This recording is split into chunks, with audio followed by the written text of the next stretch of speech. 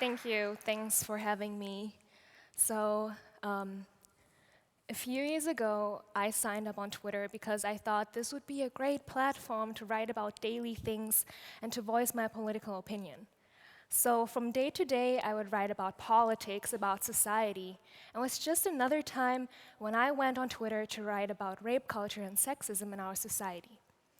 Tweeting business as usual, at least that's what I thought, because when I opened up my notifications, they kind of exploded. One man used racial slurs to insult me, another one fantasized about locking me up in a basement and I should get beaten. Other people fantasized about me getting raped, and some person even told me that I should go and kill myself. Rape culture, rape fantasies, and racial slurs, this is what I got when I voiced my opinion about sexism in our society. I didn't really go online for a couple of days because I felt mentally and physically exhausted by these attacks.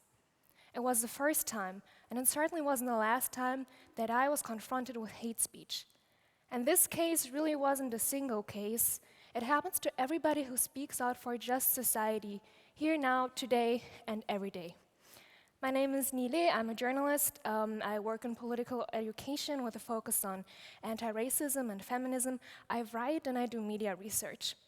I look at hateful phenomena from an academic perspective, but also because I've been a victim myself. And today I want to talk about hate speech and why it's not an online phenomenon, but that it's made from society. So usually, if I would talk about hate speech, people would just say, yeah, that's just the nature of the internet, right?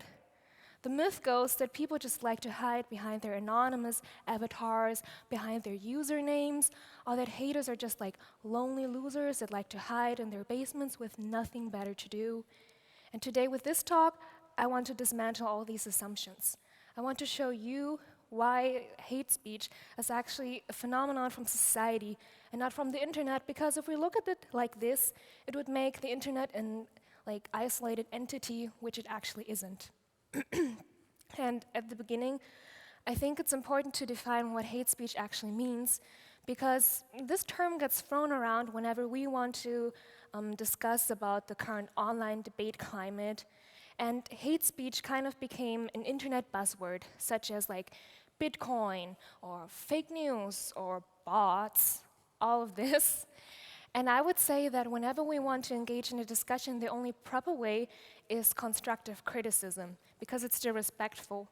And you can imagine that, like this, it's pretty much of a scale, and the further it goes, the worse it gets. At the beginning, it's still functional, then it becomes dysfunctional, in the end, it becomes totally toxic.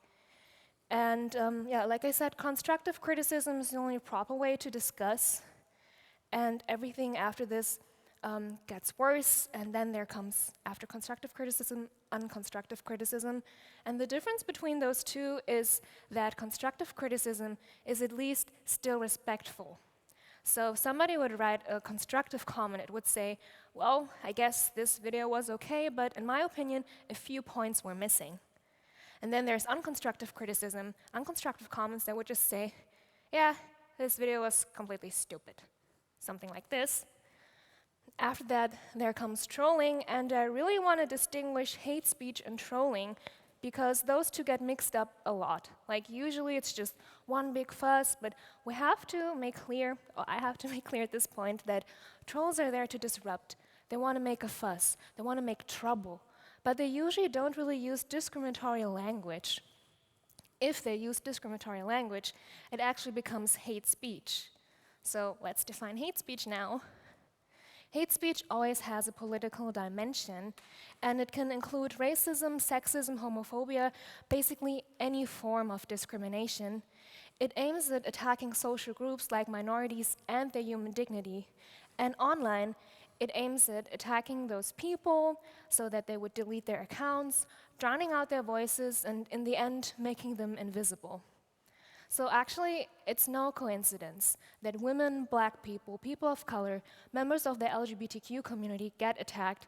And this is also the link between hate speech and right-wing populist or even far-right ideology, because in that worldview, those people get deemed less worthy, they get vilified, and therefore they get attacked. I, as a woman of color, I know what discrimination meant before I entered the internet, but online, it is even more visible, it is even louder. And at this point, I want to tell you that you don't even have to be well known or even famous to get attacked online. Who you are, how you look like, and what you stand for.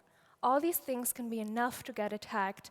And for me, all it took was just an opinion on sexism in our society and a Twitter account, and I saw myself in the midst of a hate storm. And at this point, you might be asking yourself, what does this have to do with me and my life? You might not be a member of a minority group, and maybe you never wrote a comment on the internet before. But first of all, even if you're not really affected by discrimination, you should still be upset about it. And secondly, the hate we see expressed online comes from the midst of society. Just think about Brexit. The 2016 elections in the USA are also election numbers that are rising for right-wing populist parties here in Europe. Right-wing populism is on a rise. We see an increase in hate crimes. We see an increase in discrimination. Far-right and anti-democratic talking points are getting accepted more and more. And if we don't act, it would mean that a society that is kind of free and self-determined would be under attack. And I'd say that we really shouldn't take this society for granted. And at this point, I guess nobody here in this audience really asked for this responsibility. And I have to say, yeah, instead of talking about hate speech and why it's a product of a society, right now I would rather discuss why I'm so disappointed by the current season of Game of Thrones. Or, I don't know, how to make the perfect vegan burger, something like this. I guess we can all think of way better things to do, but here now, our society really consists of hateful voices, and if we don't act, they will. So, this hate we see expressed online, it translates from society into the internet because, well, the internet is not a digital vacuum. It's actually like a sphere of life, and I want you to remember whenever we talk about online hate speech now, that you know this is a product of a society that's becoming more toxic and not of the big evil internet. But of course, we have to remember that people can also radicalize through the internet. This is a thing too. But I say that we must strengthen civic society in every part of our life to fight this ongoing political backlash. And here today, I'm on this stage because I want to give you some advice on what you can do against hate speech. So the first thing I'd say is click that reporting button because, as I told you, hate speech usually has a discriminatory element, so that's why it shouldn't really remain online, and that's why platforms should take the responsibility to delete hate speech, but they usually just don't. That means that hate speech remains online, and that's why we all here have to step in. And I want to give you some tips on what you can do. Show solidarity. This is very important because if you see that there are some hate comments targeted at one person directly, just reach out and ask how this person feels. Just write positive comments and write a private message, ask how the person feels like, if everything's okay. You can blog, you can report, write other more positive comments then, and also you could maybe take some screenshots in case the person wants to take legal actions. Talk back and counter. This is probably the most important thing I want to tell you here today. I would say that it's really difficult to reach out to discuss with people that are so far drenched in their hate already. It's really difficult to reach them. It's really difficult to discuss because they usually don't want to exchange thoughts. They're hateful already. And at this point you might be asking yourself, yeah, but why should I write comments if I'm not discussing with the person then? Well, at this point, I would like to ask a question. So who here frequently reads the comment sections? Just give me a short sign. Okay, like some people, all right. And who frequently writes comments? Yeah, almost nobody. And this is what I wanted to show you with that, because We need to talk back and counter to activate the quiet bystanders. You just saw there were a handful of people saying, yeah, I do read the comments, and other people, like, I think it was 2 of you, said that you're writing comments. That means that we read it, we're quiet, we're the bystanders, and those people have to be activated. If we write positive comments, we're aiming to reach out to those people because maybe they really didn't decide yet what to think. And that's why we have to engage in counter-speech, and also because uncommented hate online, it just looks like one opinion within a political spectrum, although it really isn't.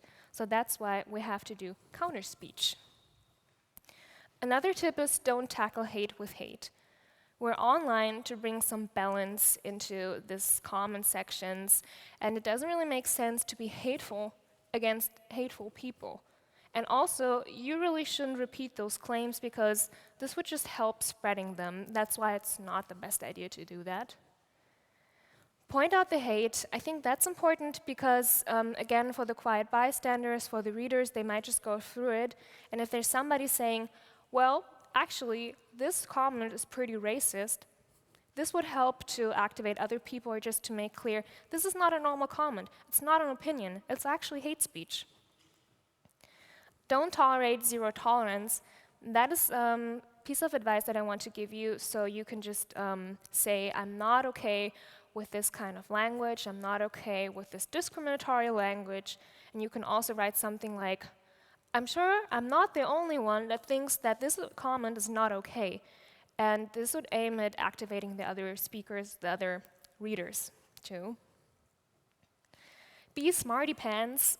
This comment just means that you should always have some good arguments, some sources too, because I know it can be so difficult to stay rational within an emotional discussion, but it is important that you can just write some comments that are positive and some facts, that you have some facts too, against those like false and hateful statements. And then my last tip is you should like and post memes and GIFs, because I know it can be very difficult to get online and write some positive comments. I think nobody's like, yeah, I'm gonna write those comments and maybe I will get into a hateful storm too, yay. Nobody really wants this, I get it, but if you don't want to write anything, you can at least like the already existing positive comments. You can post some nice memes, you can post some nice GIFs, just like this one that I really like too. Yeah, and I think and I hope that at this point you might realize why it is important to counter speech, because if you ignore hate speech online, it just means that you're ignoring hateful movements within our society right now, and I can imagine that all of these things would just feel like fighting some symptoms, but we actually have to start somewhere. And I think that we're far away from a society that is free from discrimination and where we can be who we are without any fear.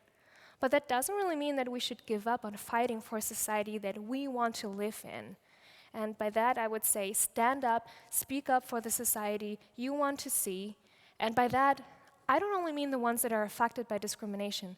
I mean everybody who thinks that, well, fundamental human rights and respect shouldn't really be up for debate.